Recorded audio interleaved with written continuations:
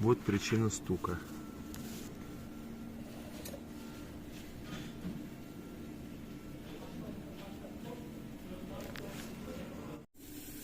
Делаем, чтобы было вот так.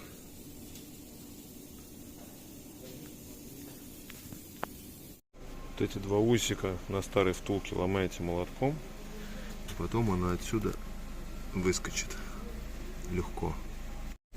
Вот новая втулка выглядит вот так.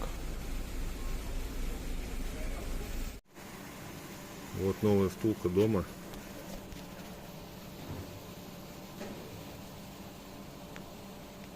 И посмотрим, как себя покажет.